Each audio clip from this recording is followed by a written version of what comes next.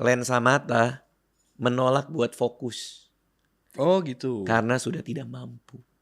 Capek Dia. sian. Jadi si lensa mata, udahlah gitu kayak. Udah capek gue, udah 40 tahun gue begini. Ya, fungsi uang itu untuk membangun memori. Iya betul. Itu kan faktornya emosi kan. Oh iya betul. Tapi betul. rasionalitasnya adalah ya, can we afford that or not gitu. Justru sebenarnya itu rasional kalau memori yang kita bangun. Nah tapi buat gue, anxiety itu adalah bensin kan. Gue bisa melahirkan buku, film, YouTube, stand up karena gue punya anxiety kan. Jadi itu gue cultivate di seumur hidup gue sehingga gue punya perspektif kayak gini. Premis itu gagasan utama dari sebuah joke-nya. Itu berangkat dari kegelisahan dan harus melayani diri kita. Oke. Joke-nya, which is punchline-nya, harus melayani penonton. Karena hiburan. Iya. Ya. Karena mereka ketawa soal itu. Ada anjing boker, diambil, dibuang, diambil. Ya emang buat kebersihan bersama lah. Iya. Cuman kadang ada anjing lucu. Oke, anjingnya boker. Bapak-bapak datang. Sarung tangan, ngambil, taruh plastik, masukin tas. Lu ngapain? Masukin tas. Lu ngapain? Iya. Ketika lo kecil lo mencari validasi ya? Oh iya, karena kan emang gak punya teman kan. Gue kan anak perpus. Tapi sepertinya sekarang udah gak mencari itu sama sekali loh. Karena gue tahu itu gak penting. Nah, tahunya kapan pas lo tahu itu gak penting? Itu pertanyaan menarik lagi. Gue tahu itu gak penting ketika kapan ya? Ketika gue ngerasa kalau yang gue ngejar adalah pendapat dan validasi dari orang lain, itu yang gue keluarkan mungkin jadi gue tidak bangga. Oh, karena kebutuhan mereka, bukan kebutuhan lo. Ya pengalaman Anton kan ngajarin itu juga.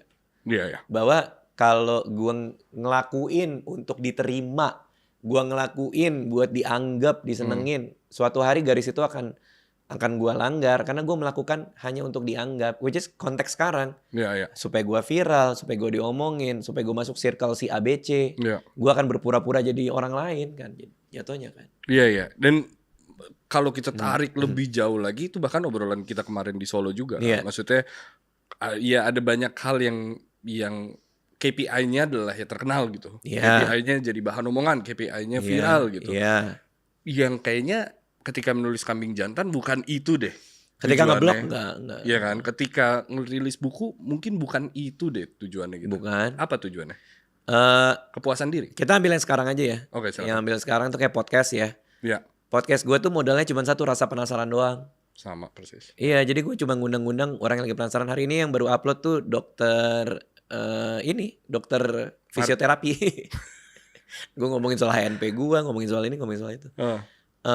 Jadi memang yang gue lakukan hanyalah untuk menjawab rasa penasaran itu kalau di podcast. Kalau gue stand up, pernikahan itu berat pak. Istri, anak 2. Iya. Kadang kita gak dianggap di rumah. Anak gue lebih takut sama ibunya daripada sama gue. Iya. Rantai makanan dia paling atas. Dia memilih. Iya. Dia ya istri gue singa lah kan, semua takut. Anak gue ada yang elang, ada yang ular. Kan gue bakteri dalam kotoran sapi nih. Paling bawah gue gak dengerin. Yeah. Adalah rasa kesal-kesalnya lah. Adalah kegelisahan-kegelisahan soal kehidupan sebagai bapak, kehidupan pernikahan. Makanya gue tiap Sabtu ngomongin itu di show gue. Iya. Gue ngomongin anak istri gue aja. Iya. Kenapa sih kayak gini, kenapa sih kayak gini. Ngomongin masyarakat, ngomongin apa. Lu bikin-bikin kayak gini kan ada hal yang lo gak bisa share kan. Iya. Lo podcast kan gak mungkin lo kesel banget sama sebuah hal terus lo ceritain. Karena implikasinya kita gak pernah tahu orang terimanya kayak apa. Tentu. Ya kan. Makanya di show gue, ruangan tertutup, 17 tahun ke atas, handphone mati semua. Gue kasih semua apa yang gue rasain. Paham, tapi apakah itu kan asumsinya adalah lo tidak mengenal ratusan atau ribuan orang itu kan? Iya. Lalu? Kenapa merasa nyaman bercerita ke seseorang yang tidak dikenal? Oke, karena pertanyaan lo tadi kan, kalau gitu sekarang lo bikin karya buat apa kan? Iya. Gue bikin karya kalau stand up buat rilis itu. Buat kegelisahan gue keluarin di tempat yang menurut gue banyak orang tahu, tapi gak boleh terlalu luas. Paham. Nah, penerimaannya kayak gimana? Betul banget. Penerimaannya kayak gimana? Jadi kalau kita show off air, pertama dia udah bayar tiket. Artinya minimal dia ngerti selera dia kayak gimana. Dia tahu preferensi gue kayak apa. Itu yang pertama. Yang kedua, off air tuh magisnya beda pak. Penerimaan lu akan jauh lebih gede ketika off air. Penerimaan lu tuh, makanya kadang-kadang ada orang suka keseleo kan ketika off air baik-baik aja. Videonya diangkat di TikTok. Iya, die dia. Ya. Beda vibe off air tuh beda. Makanya gue suka banget bikin show stand up tuh kayak gitu sih. Wow. Dan gue melihat juga bahwa kayaknya ada there is something about Raditya Dika yang orang suka banget itu mungkin adalah serapih. Lo tuh rapih banget menjalani hidup. rapi begini rapi. Hoodie dan celana pendek bukan rapi, dan itu malah membuktikan bahwa seberapa rapi hidup lo gitu, tertata gitu. Dan gue sadar lo mengakui itu kok, karena kayak misal menyiapkan dana pensiun and so on. Sebelum kita ngomongin itu, I want to talk about 40 karena 40. I feel like you talk about 40 a lot dari 40 gitu. Mau pensiun di 40, lo bilang 40 pelajaran yang lo rasakan di umur 40. Betul, gitu. Ada videonya. Dan ada juga beberapa kali lo bicara kalau kita ngomongin pensiun adalah lo bilang sebenarnya yang lo jalanin udah pensiun anyway gitu. Karena it's what is pensiun itu untuk apa kan? Bukan apa ya satu lagi. Bukan dari apa. Bukan dari apa, tapi untuk apa gitu. Ketika lo nonton ya berarti ya. Ketika lo mencapai 40. Iya. Apa yang terasa betul dan ternyata nggak segitunya gitu. Apa yang terasa betul ternyata nggak segitunya. Ini dalam konteks apa nih? Kayak pas muda gue ngerasa. Iya, karena kan beberapa kali gitu. lo bilang bahwa kayak 40 tuh jauh banget gitu, dan lo harus menyiapkan uang. Maksudnya lo ke. Oh, karena ketika gue mau pensiun dulu. Betul. Iya. Karena lo ke Mbak siapa? Likwina. Iya, ke Mbak Likwina gitu and so on gitu. Oke. Pertama-tama kenapa gue mau pensiun dulu ya? Karena ketika gue di Citos ketemu teman SMA gue yang lama, dia nanya, lo sekarang ngapain jadi penulis kasihan gak punya karir, kata dia. Karena gue kan sales, bisa jadi direktur sales, bisa jadi manajer, lo gak bisa jadi direktur penulis. Gue pulang ke sana udah mau nangis aja gue, iya lagi gitu. Jadi ya gara-gara itu gue dapet 2 hal. Yang pertama, karir tuh gak boleh cuman ke atas tapi harus ke samping. Makanya dari nulis buku gue nulis film dan lain-lain. Yang kedua adalah gue harus bener kuatin dana pensiun, karena gue gak tahu berapa banyak buku yang ada di dalam hati gue. Di dalam diri gue. Dulu tuh argumen-argumen gue nge-quote orang lain, jadi jangan salahin gue. Argumen-argumen di banyak orang lain kalau ngeliat penulis-penulis hebat tuh, tentu ada anomali kayak Agatha Christie ya. Tapi penulis hebat tuh maksimal 10 buku, 11 buku, 12 buku. Nah gue tuh jadi kayak ngerasa setelah 12 buku dalam diri gue nih keluar, gue makannya pakai apa ya gitu. Atau kalau gue tiba-tiba gak bisa nulis lagi kayak gimana ya. Nah rasa takut itu yang ngebuat gue punya dana pensiun. Kenapa 40? Karena menurut gue masih punya 20 tahun yang lebih panjang untuk menikmati hidup. Masih sehat banget lah. Berarti. Dari 40 ke 60, 40 ke 70 masih bisa lah gue nikmatin hidup. Makanya gue waktu itu mau pensiun umur 40. Oke. Nah, ketika gue masuk 40 tahun, ada satu yang ngenain gue lagi. Lo udah 40 belum? Belum ya? Belum ya? Lo belum kan? Udah belum sih? 28. Bohong lo. I swear to God. Dia 28. Kalau misalnya ada seseorang bertanya kepada gue suatu hari nanti, pertanyaan apa yang paling jahat pernah keluar dari mulut orang adalah tadi sih, lo udah 40 belum? Lo belum 40 bro. Nurul, menurut kamu berapa Nurul? See, she has sense of knowledge. Kok bisa? Gue pikir lo udah. Enggak. Ini juga salah satu opening gue. Pasti banyak ya. Salah satu opening gue setiap gue monolog atau apa ya, gue selalu bilang I've always looked 40 ever since I was 20. Jadi emang kelihatan. Tapi nggak 28 bro. Sumpah. 9. Iya tetap aja. Anjir. Oke. Silakan dilanjut. Oke. Nanti begitu lo 40. Yeah. Salah satu hal yang paling kena adalah soal mata. Oke. Gue dikata-katain font gue gede banget. Terus di awal-awal istri gue kan masih 30-an kan. Yeah. Terus gue baca handphone gue, terus gue bilang, ya udah mulai plus nih, segini udah gak bisa baca gitu. Nah kadang-kadang dia, tahu gak kalau istri itu kan suka nemu apa yang bagus di IG, yang menarik dikasih lihat kan. Dikasih lihat bukan dikirim bahkan. Nah gue lagi duduk, istri gue naruh depan muka gue, lihat deh sayang. Jadi gue gini mulu nih. Jadi ada masanya gue sakit leher tuh, gue kayak tiap kali dia gini mulu. Kenapa sih? Yeah. Karena aku udah bilang aku nggak bisa baca sedekat itu. Sama dia malah dites. Kalau segini kan makin sakit hati ya. Yeah. Nah, mulailah gue cari tahu soal mata plus. Ternyata mata plus itu adalah lensa mata menolak buat fokus. Oh gitu. Karena sudah tidak mampu. Capek. capek dia. Sian. Jadi si lensa mata, udahlah gitu kayak. Udah capek gue, udah 40 tahun gue begini. Yeah. Mungkin saatnya aku happy. Yeah. Terus dia udah menolak, jadi kita harus gini karena fokus dekatnya udah nggak bisa. Yeah. Nge-gym lah gue, PT gue bilang nge-gym harus lebih sering karena tiap tahun 1% massa otot menyusut setelah umur 30-an, bahkan yang 40 lebih. Oh iya? Iya. Okay. Jadi die, otot kita die. Our muscle actually die kalau kita nggak latih. Jadi dia mati. Ini udah nyerah, otot udah nyerah. Jadi momennya di situ ketika gue ngerasa kayak, oh, dulu setiap hari adalah hari gue lebih baik dan bertumbuh kan. Iya. Makin lama makin tinggi, makin tinggi, makin lama makin kuat, kenceng apa. Sekarang it's getting down, bro. Setiap hari Is it depressing? kita menurun. Sorry, gue mau nambahin. Is it depressing? Enggak ya? Setelah gue berkumpul di forum usia 40-an. WhatsApp group. Dan 40-an. ada forum di luar, forum 40 plus. Yeah. Untuk menerima itu. Really? Iya, untuk accepting bahwa karena ini perspektif yang cukup suram soalnya buat gue. Iya. Karena artinya kan gue bangun, diri gue lebih rendah. Iya pastilah. Gue bangun lebih bawah lagi. Jadi each days our body getting worse kan. Yeah, and Kan? that community shares a whole depressing story of themselves atau? Ya kan namanya juga 40 plus. Jadi ada yang kayak help me accept this change in my life, gini-gini ada. Terus dibantuin. Itu terapi buat gue. Gue jadi kayak Hidup dia lebih sengsara nih. Iya. Enggak sih, maksud gue yang dia ceritakan gue relate dan dibantuin teman-teman untuk punya perspektif yang lain. Oh, that's interesting. Nah, tapi buat gue anxiety itu adalah bensin kan. Gue bisa melahirkan buku, film, YouTube, stand up karena gue punya anxiety kan. Jadi itu gue cultivate di seumur hidup gue sehingga gue punya perspektif kayak gini. Sehingga gue bikin materi stand up jadi lebih enak aja gitu. Paham.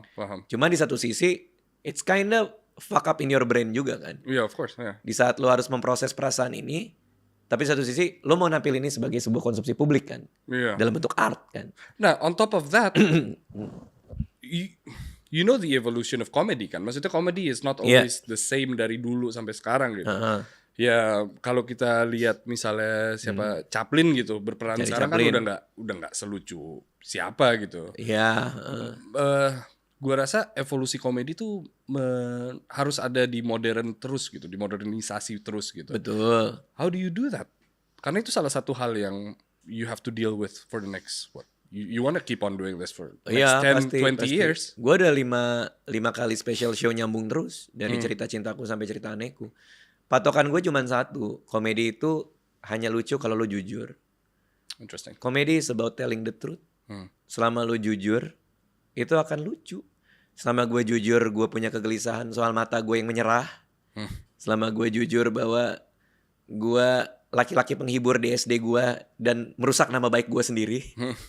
Selama gue jujur soal itu, maka itu akan selalu bisa menjadi lucu buat orang lain. Ketika lu punya fasad bahwa ini gue kocak mampus nih, nah di saat itu lu gak lucu justru kan. Ya. Karena orang akan ngerasa energi itu. Jadi kalau lu, memang gue belajar teori komedi juga, dan gue mempelajari perubahan-perubahan komedi dari dulu. Yang Chaplin lakukan lebih ke slapstick, which is orang Jerman punya kata sendiri soal itu, Schadenfreude. Kalau orang susah dia happy. Jadi itu yang dilakukan slapstick. Balik ke observasi komedi, balik ke komedi situasi dan lain-lain, sketsa dan lain-lain. Sampai di komedi modern saat ini, menurut gue kejujuran malah jadi lebih penting buat diutarakan kalau lo mau berkomedi. Ya. Tinggal lihat aja konten-konten TikTok yang lucu-lucu pun juga isinya honesty dan vulnerability mereka soal apa yang mereka alamin kan. Soal kenapa Arif Brata lucu banget ketika dia nonton kontennya Raffi makan mewah. Sambil dia makan bunyi token bunyi, titit. Dia jujur dengan kondisi dia gitu. Artinya menjawab pertanyaan lo, format pasti berubah, selera pasti berubah. Kejujuran ya. Tapi kalau lo jujur, anxiety lo akan sesuai dengan zaman. Wow, yeah, that's interesting. Gue punya a whole bit about nonton pentas sekolah anak gue. Karena gue jujur, menurut gue banyak yang ganggu gitu. Di pentas sekolah anak. Berarti kalau kita bayar tiket kan, terus kita nonton, bayar nih. Jadi artinya ya kan anak lu cuma 2 menit, 1 menit. iya. Ya gimana ya? Tapi ya artinya ya kan gue harus jujur soal itu yang gue rasain. Makanya gue punya jurnal kan. Jurnal gue kan tiap hari gue tulis. Iya. Pernah jadi masalah nggak beat lo? Pernah jadi masalah nggak dari istri gitu atau bahkan ya anak lo terlalu kecil untuk memahami sih, mungkin adik atau keluarga gitu? Iya kan. Lagi-lagi kan intensinya apa? Intensi gue kan gue nggak mau menghina mereka, gue nggak mau jelek-jelekin mereka. Gue menceritakan sudut pandang gue terhadap apa yang mereka lakukan. Dan selama ini sih masih aman.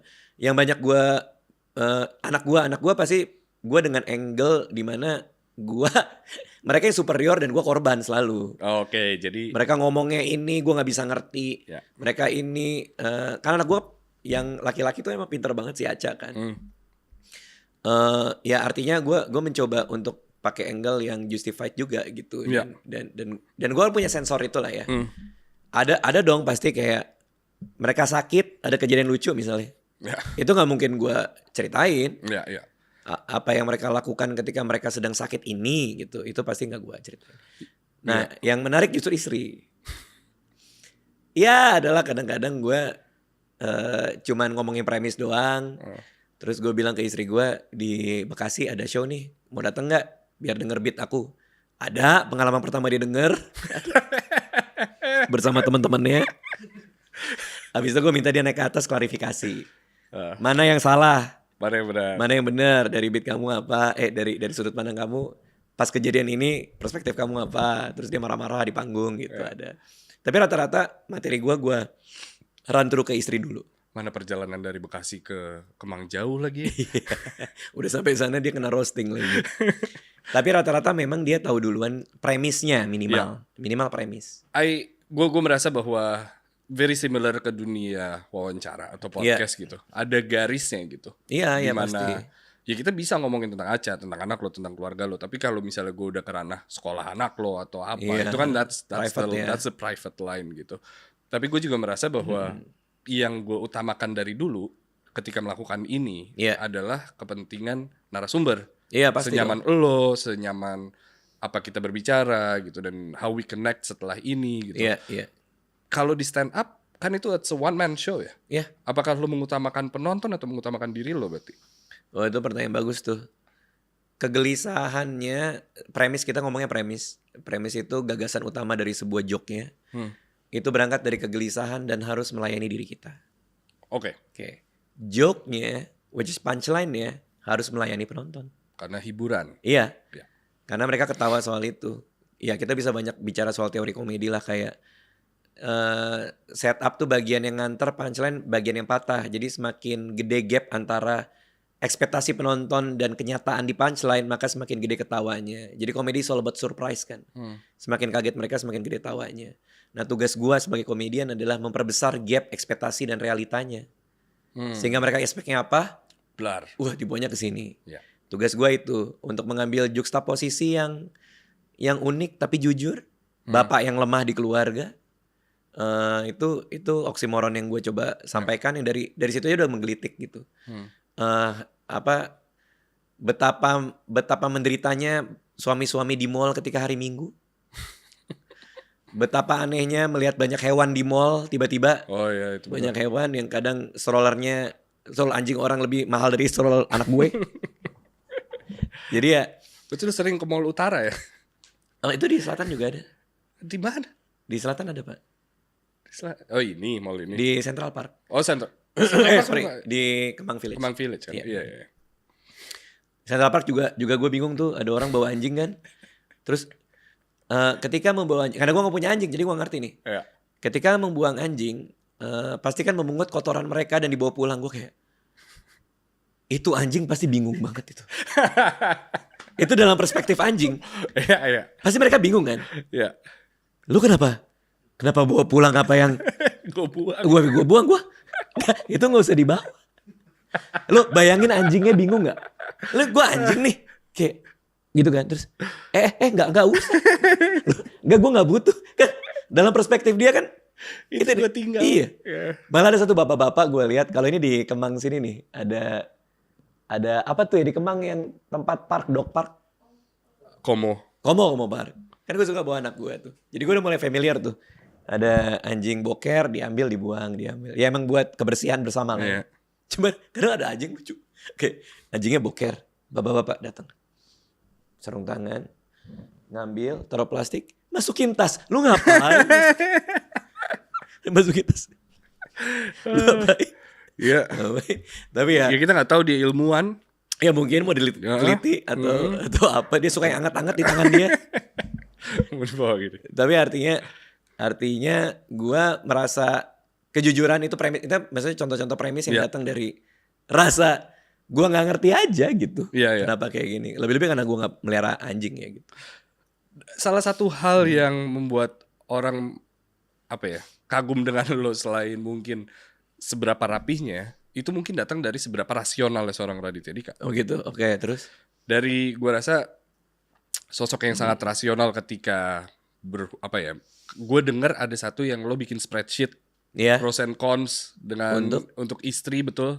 Sebelum menikah kalau salah. Iya. Mau nyatat keuangan mau pakai Google Sheets atau Excel. Iya. Ya pro and consnya apa. Iya. Dan itu hal-hal yang sangat rasional. Where does emotion play?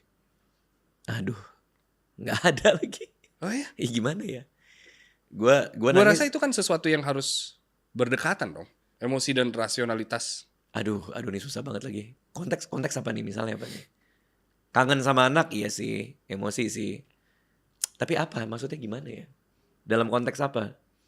Keinginan untuk, karena gue sempat lihat juga lo bilang bahwa fungsi uang itu untuk membangun memori. Iya betul. Itu kan faktornya emosi kan. Oh iya betul. Tapi rasionalitasnya adalah can we afford that or not gitu. Justru sebenarnya itu rasional kalau memori yang kita bangun. Karena memori akan melekat selamanya. Tapi mobil mewah pembeliannya tuh kadang-kadang cuma emosi semata aja. Oh, oke. Boleh berangkat dari situ berarti. Lo berarti dari dulu tidak pernah impulsif terhadap pembelian sesuatu berdasarkan emosi? Enggak, kan di marketplace gue aja wishlist gue sekarang 540-an lah di wishlist. Di yang gue mau check out yang gak gue check out kan suka gue taruh check out ada 20 item. Kadang-kadang gue delete. Gimana cara nge-train istri lo untuk ada di posisi itu juga? Gue gak peduli dia ngapain. Oh iya. Itu bukan pemikiran satu keluarga. Enggak, istri gue belanja aja. Jadi kayak paling contoh ya. Sayang ini tas bagus banget gini. Beli nggak ya? Paling dari gue cuma bilang, ya ngapain sih, kalau aku sih pasti nggak beli. Tapi aku pengen banget beli. Ya kalau kamu happy beli aja gitu. Oh, wow. Jadi kadang-kadang follower gue kalau ngeliat foto gue sama istri tuh kayak Anissa tuh barang-barang cakep brandednya dia itu, sementara gue pakai celana pendek gitu. Gue pernah foto dengan istri gue. Gue waktu itu pakai kaos dan celana pendek. Terus istri gue emang sangat cantik dan dia menggunakan barang-barangnya juga. Ada yang komen gini, Kak Indira cantik sekali. Kak Iyas kayak mau COD biawak. Ya kan itu pekerjaan umur 40 tuh COD biawak. COD biawak. Tapi ya artinya gua nggak minta istri gua untuk punya satu pemikiran sama gua. Anak harus punya pemikiran sama. Enggak. Ya anak kan gua paling lagi baca buku Opposite of Spoiled kan. Gimana caranya anak yang raised in money tapi nggak spoiled, itu gua lagi baca. How do you do that?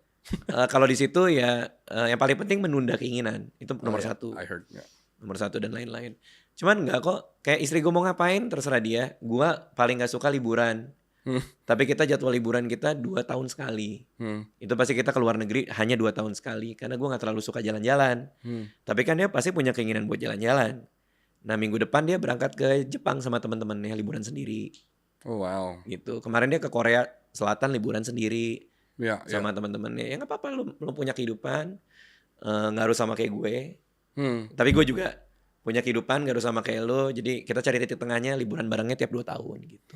Menemukan tengahnya, atau gini deh gue ubah pertanyaannya, menemukan cara untuk hidup ke depannya tuh sejak kapan Raditya Dika gitu? Dulu kan enggak, maksudnya enggak hoodian, enggak Crocs gitu. Ya enggak sih. Enggak segitunya gitu, minimalism terus and so on gitu. When did that change? Untuk jadi minimalis?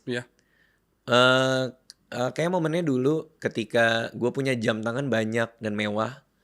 Karena buat gue pencapaian itu gue rayakan dengan beli jam tangan gue. Film single 1 juta penonton gue beli. Jadi setiap kali gue lihat, gue merayakan film ini. Ya. Lama-lama jam gue banyak banget, nggak pernah kepake. Menjadi alasan. Iya, terus teman gue bilang, bro sekarang nggak apa-apa tahu pakai jam kiri kanan. Kayaknya nggak deh. Kayaknya gue nggak mau jadi superhero deh tiba-tiba punya jam tangan kiri kanan. Jadi, nah gue kan anaknya story banget, suka cerita banget gue. Jadi gue ngerasa itu jam jadi nggak punya cerita. Dia hanya ada di laci. Ya. Dan nggak berpetualang di dunia ini. Lo nggak ngerasain lo hidup, bro. Submarine gak diajak berenang gitu ya. Iya. Gue jual semua jam gue. Ya. Hanya untuk 1 jam yang untuk meliputi semua pencapaian gue.